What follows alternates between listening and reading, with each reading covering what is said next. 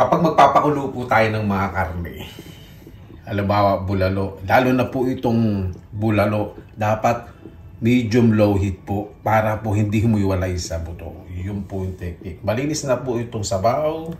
Natanggal ko na po yung mga dumi. Yung mga duming lumabas mula sa buto. Masarap po talaga sa bulalo gamitin sibuyas na pula. Lalo na po yung shallots, yung malilit na sibuyas. Naku po, mas malasa po yun. Ito pong bulalo ng ina ko.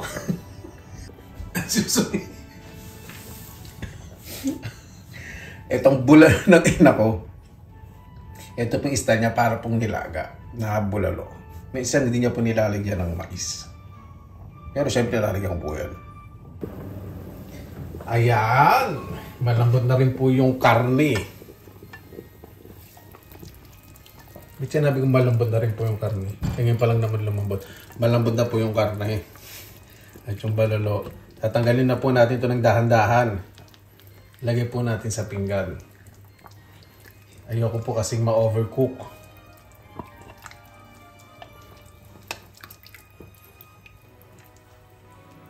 Pati itong bulalo, dahan-dahan din.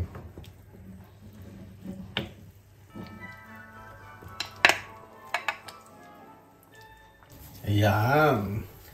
Pakukuluin ko rin po itong dahan-dahan. Siyempre itong sabaw. Kapag mga gantong eksena na po, lagyan na po tayo ng mais. Depende sa inyo kung nilaga yung mais o hilaw. Wag naman po yung mais na lagkita na. Baka magmukhang lugaw po. Yung puti. Meron po kasing puting lagitan, meron puting isa pang bagay masarap, hindi po lagit. Naku, masarap din po sa bulalo po. Napakasarap. Nalagay po ang carrots at patatas. Siyempre, sa iba po sa inyo, hindi naglalagay ng carrots. Ang nanay ko po, naglalagay ng mais sa kamote. Hindi na po siya naglalagay ng patatas kapag may kamote. Siyempre, kung yung local produce na maharbat at mapipitik nyo po sa paligid. Hindi. Paano ba? Available po niya sa paligid po ninyo. Hindi naman pa kinakailangan kompleto. Basta maging maligaya po sa inyong lulutuin. Yun po yun. Ayan. Kapag nanlalambot na kayo at umuwi kayo, nakita yung nanay nyo, nasa harap ng bintana at may kachokarat at utusan pa kang bumili ng yelo. Sabi paglambot na po yung carrots at itong patatas. Siyempre yung mais, hindi nyo naman malalaman kung malambot yun, di ba? Alam nyo namang mais, para sa akin po ang mais, basta kumulo, kahit na makunat-kunat pa siya, masarap po yun. Saan na ba tayo? Lagyan na po tayo ng bichuelas. Di ba? Ito pong bichuelas na nabili ko po ito, frozen. Dahil sa panahon po ngayon, hindi po makapagtanim ng ganito sa mga greenhouse dahil kumakain lang ng space tapos napakamahal. Kaya itong frozen kasi organic naman to, walang halong chemical.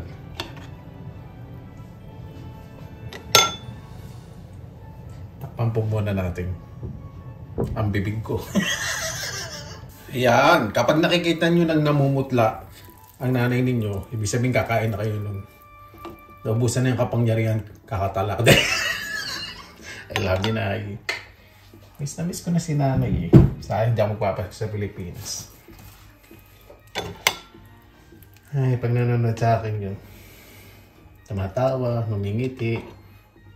Lalo na ngayon, malapit na sweldo ko.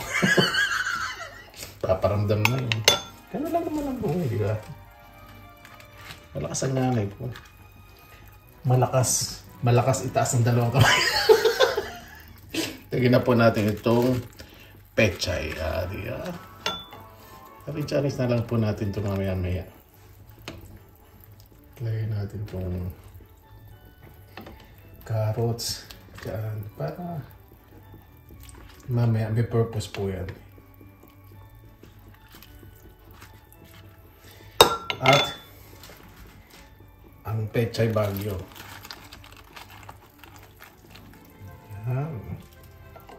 Ayan. Hindi nakasya. Eh kuya, bakit ka kasi dyan nagluto sa wok? Yan tuloy, hindi kasya. Pakailan mo. Advance sa reply. Kasi ako lang naman po kakain po nito. Kaya ayoko po masyadong damihan. Gulay po isang damihan. Ayan. Takpan po natin. Tayo lang po natin medyo kumulo. Ayoko po yung overcook po yung gulay. At kapag kumukulo na, dahil ayoko po ng overcook ang gulay, iibabaw po natin ang ating bulalo. O, diba? Kasi dahil lutong-luto na po ito, gawin po natin ang napakalupit, napakabangis, tulad na nasa likod ng camera. Ganyan po dapat ang dating na presentation. O, diba? Ganito naman eh. Kung ganito naman ang gagawin ng ina nyo eh, diba? Presentation sa bahay ninyo. Siguradong malilate kayo sa pagpasok. Siyempre, sa dami nga. Wala na naman. Gutom lang ito pa sa dami ninyo nakakain. Diba? Kaya pagbalik sa school, maghanap kayo ng merienda o dessert. Bakit? Bigyan nyo yung teacher nyo. At least pag na-late kayo, hindi kayo sisitahin. Sip-sip. Dali lang. Kakasya ba ito lahat? Ayan. Nagbawas ako ng sabaw para kumasya. Kailangan lahat ng ingredients visible o nakikita sa presentation. Saan natin yung kakasya? Then meron pa dito malaking portion.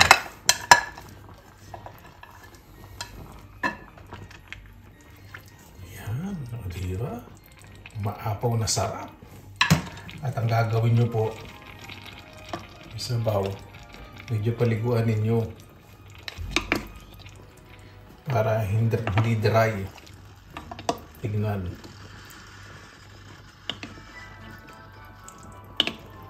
Diba sa mga nanay, siyempre, uso-uso na rin po ngayon ng mga reels sa Facebook, mga content creators, napakadami na po. Kahit hindi lang naman kayo ang bida sa Facebook. Pati asawa ninyo, mga anak ninyo. Yung mga malaking luto ninyo. Ready na po. Kaya na po tayo. Mabuhay yan! Maraming salamat sa Panginoon. Kasama-sama na naman po tayo na safe po. Sesya na po biglang bumukas yung aking dishwashing machine. Yung buko po inspired by Puto Bumbong Slice. Ayan po kaya minsan nagbobonit po ako. Dahil yung buko hindi ko alam saan direksyon ng tubo. Bago tayo mag-usap, pasalawatan po muna natin ng Panginoon. Panginoon, maraming salamat naman po sa biyaya binigyan niyo po sa amin sa araw po na ito na may bawat sa puro po positibo. Magmahalan, magkasalanan na po darating pong Pasko, kapanakan po ni Jesus, pagdiriwang. Sinasabi nga po ng mga bata sana, lagi-lagi Pasko kasi masaya, may pagbibigay, pagmamahalan. Kaya na po ang bahala po sa amin, sinusuko na po namin sa inyo sa kanan ni Jesus. Amin. Sana pa natin. Pero po ditong lemon saka lime, pinaghalo, organic. According sa tindahan na nabilang ko. Kaya po yung siling may patis. Para masarap. Namin ko po ngayon ay apple juice. Nakalagay dito ay 100%. Dito po talaga pag sinabing 100% na katas ng prutas, totoo po yun. Kasi dito pag may mga produkto po talagang pinadadaan po sa laboratory. Dito sa health office, dito sa Finland. Pwede na pagkakasayang. Talaga pag rice cooker, puhag-hag.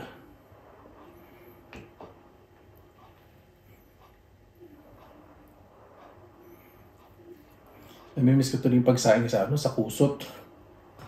Kasi sa kahoy, normal po nung araw namin na panggat. Pero ang kusot, yung dinidigtig po yung gilid. Sarap po. Dati ang ipalibre. Kusot. Libre. Ngayon lahat nabibili na po. Binibenta na. Ano po talaga, negosyo po eh.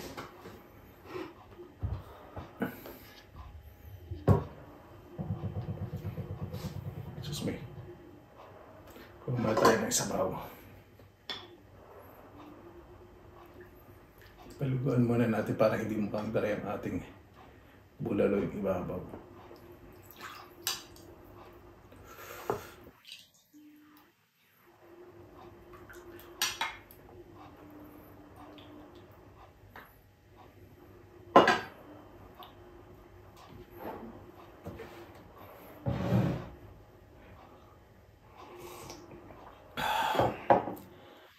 Napakasarap.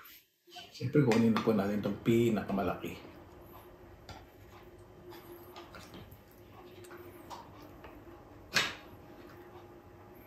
Isa lang po binili ko.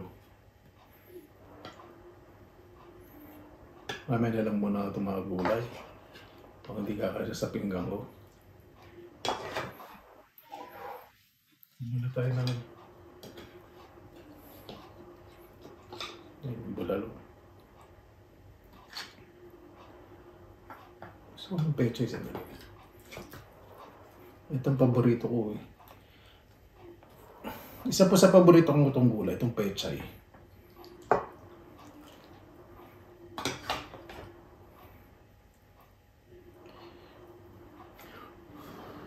Dali lang po ah. Mainit pa eh.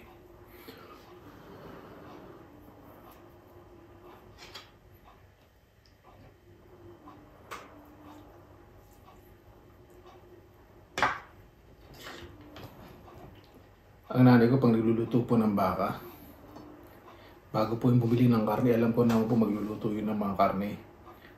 Nag-iipon na po yun ng mga kahoy.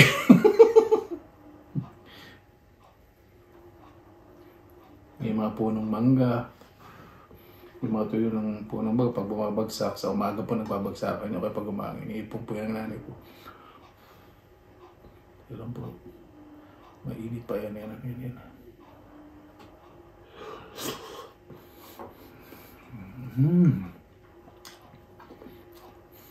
Oh. Alam niyo po, napanood ko po kay Dr. E ng Hiling Galing.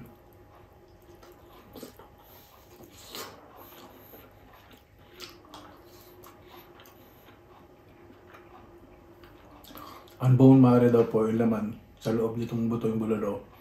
Rich in collagen po, hindi daw po fat. Correct po ako, Dr. E, kasi napanood ko po sa isang time nyo lang po. Balalo. Tapos, type nyo po Hiling Galing. Sa YouTube. Daw po yun. May isang chef po doon nagluto eh. Tapos, explain ni Dr. E.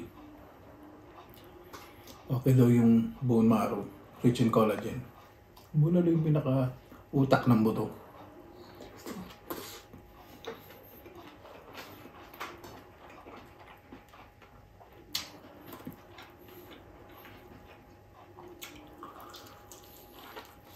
Ito, gusto ko yung may litid. Ito.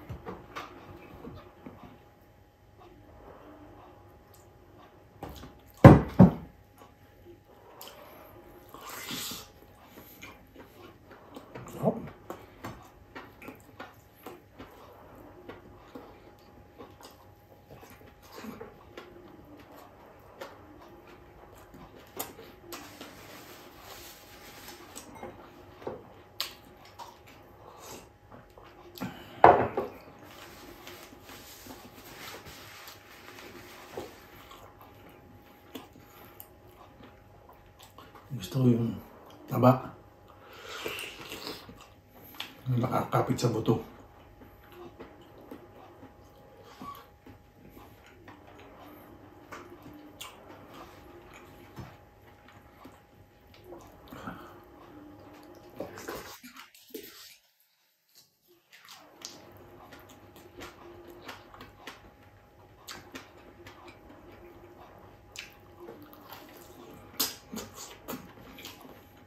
Lambot. Sarap.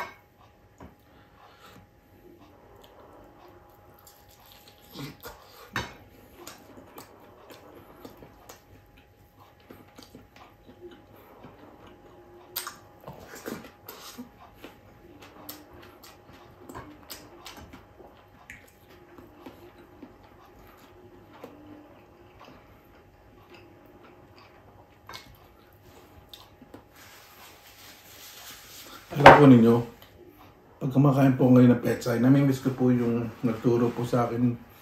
Siyempre nga nagturo po sa akin magtanim, mga maggulong. Ibig sabihin, yung style po ng iba't ibang uri ng pagtatanim, si Ka Andy, yung namaya pa po. Namimiss ko po siya.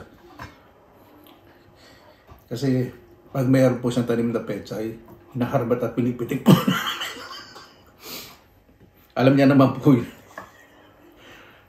Pag natatalaktak lang yung tanim niya, doon lang siya nagagalit.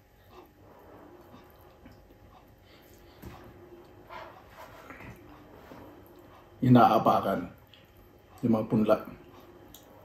Pero pag alam niya na yung pagmalalaki, alam niya naman na kung sino-sino yung kumukuha. Understood na po. Siyempre mga bata pa po.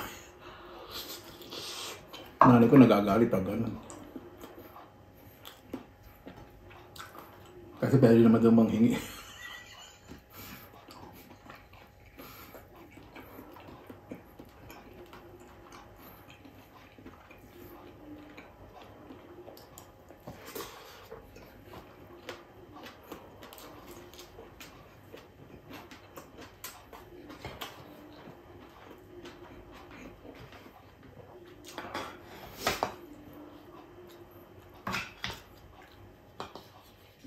Sarap nitong nabili kong bulalo po na to.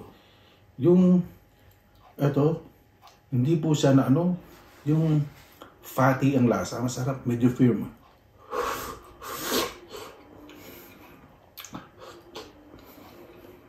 Sarap.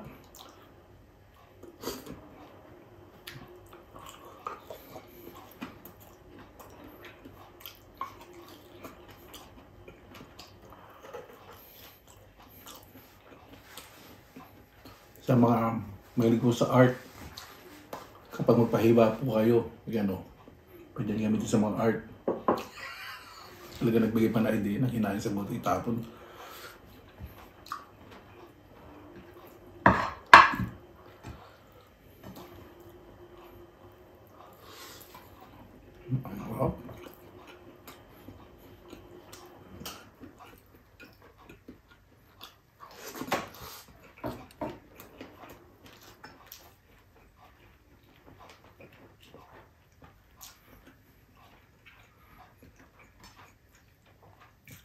Sabi ko, konti na kakainin kong kanin.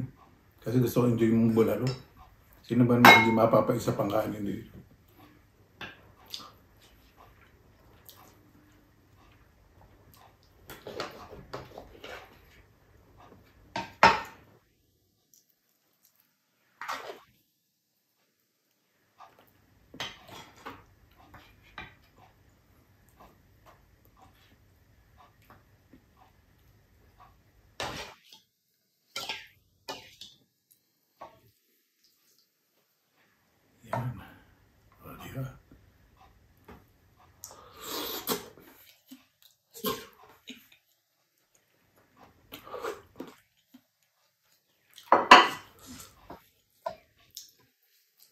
Ito rin yung literal na sinasabi na sarap to the bones.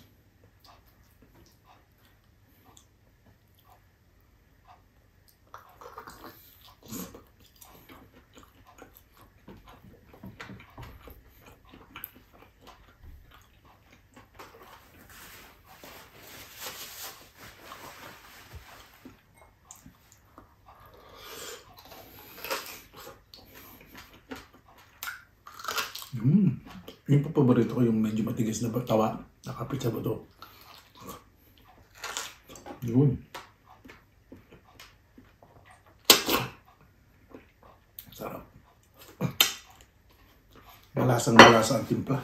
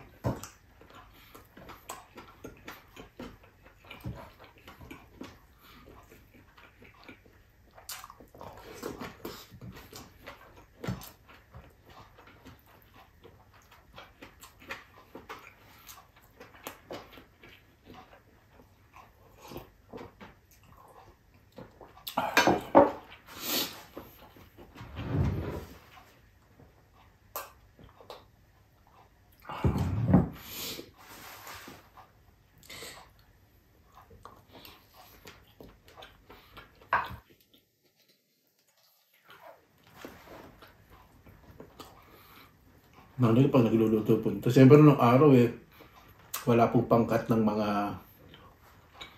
buto. Talagang malalaki na itak mo pinagpuputol ng mga buto. Kaya pag ginaan yung bula na mahirap kasi ba matusok kayo. Gamit talaga kayo ng mga tinidor. O kaya yung patpat ng kawayan para makuha ninyo yung utak ng buto.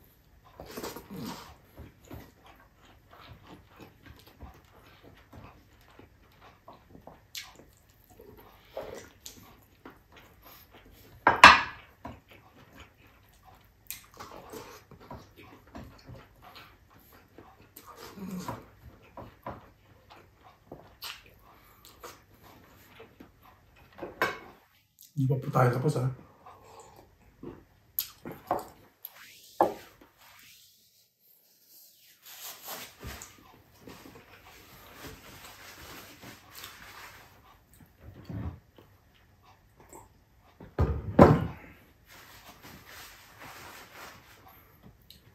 Tayo mais.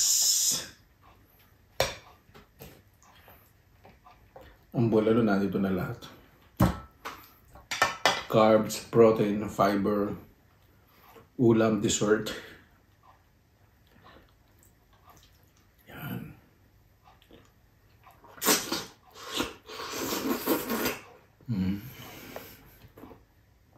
Winner na winner.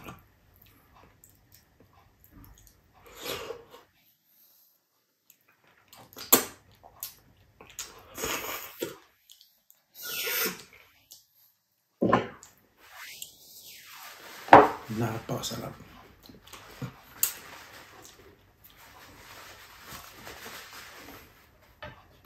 Gusto ko yung may nakadikit na ano. Yan. Yung taba. Yung excited. Nalaglag yung balon. Okay. Lagyan natin. Balik natin.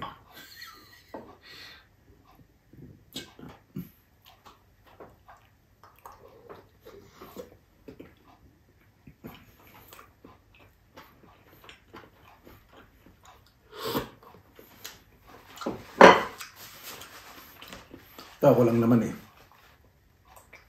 Basta naman po yung asim nito. Kasi sa patis.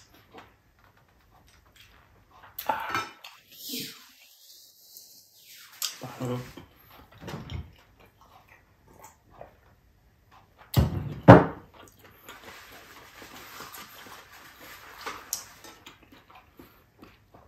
Naalala ko na yung pagluluto ng baka, may sa medyo kasi makunat. Kasi may sa matagal po talagang pakuloy. Paglalabas kami, sabi ng makalaro, ay, pwedeng babulgam. Hindi nila alam, inunguya-amoy. Karne ng baka.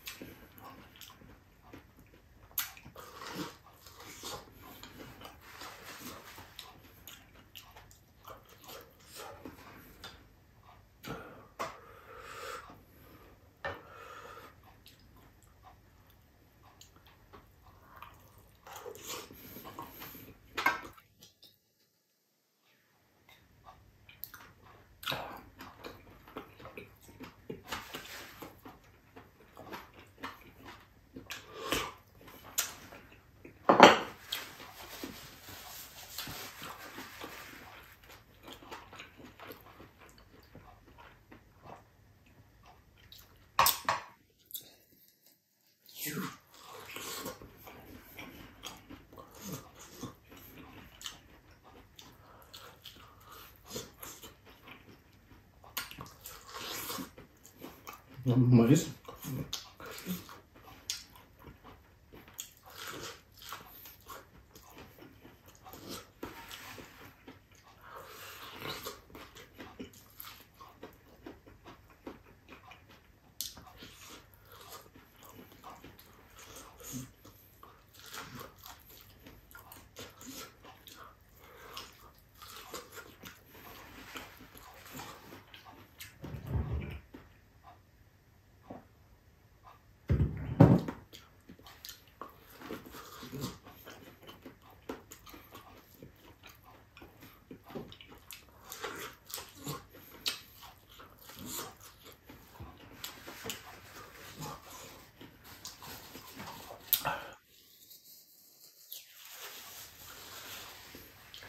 Sa mais pa.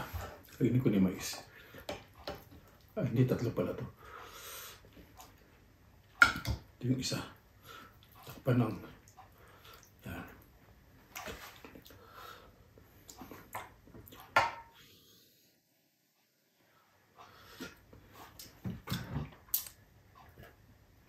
Yung sili dumikit sa ano, kissable lips ko. Ito, mahang.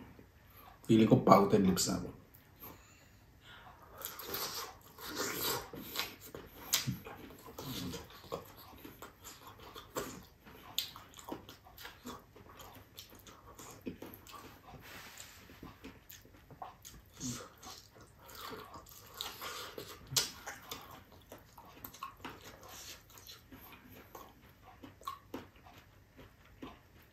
Ang nakakabisi pag kumakain ng mais din, yung ano, puting mais po ng Pampanga.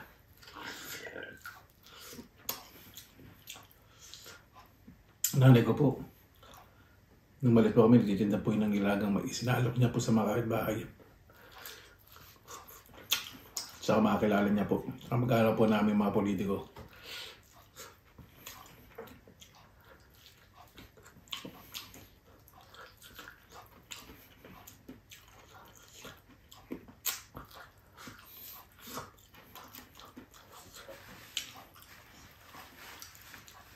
Marami po kami kamag-anak na ano, kilala sa lipunan. Nanay ko din kilala sa lipunan. Dahil sa chismis. Hindi. Excuse me. Sabi na eh.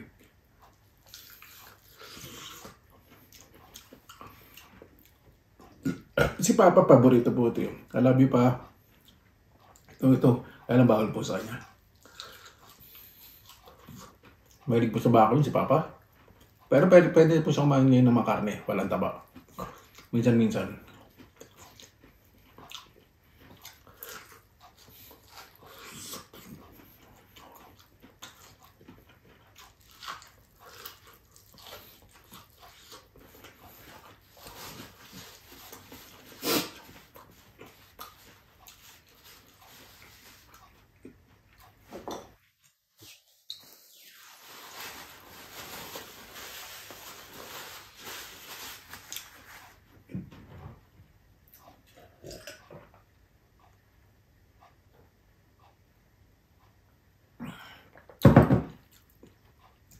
Mamaya, magchat-chat po ako. Paano po, bago tayo tapos, pasalamatan po muna natin ng Panginoon. Panginoon, maraming salamat po sabihan. Binigyan niyo po sa amin sa araw na ito. Okay, kahit paano po napangiti ko po yung mga aking mga kababayan. Alam ko po yung pakiramdam na malayo po sa pamilya. Lalo din po sa panahon po ngayon na marami po kami hinaharap na pagsubok. Naway, ang bawat isa po mas maging matatag. Dahil sa isang pamilya, kailangan po talaga na may taong malakas na magiging pundasyon po para po lumaban sa buhay. Kaya na po bahala po sa amin, makikibay po mga namumuno sa lahat po ng mga bansa na mas meron po pagmamahal, pagmamalasakit po sa kapwa. Kaya bahala po sa inyo, susuko na po namin sa inyo lahat sa kanilang Jesus, amin. Paano po, maraming salamat na po sa inyong oras na ilan sa pininakalabay. Basta lagi pa tayong positive vibes, good vibes. God bless, ingat po lagi, magandang araw. Laban lang!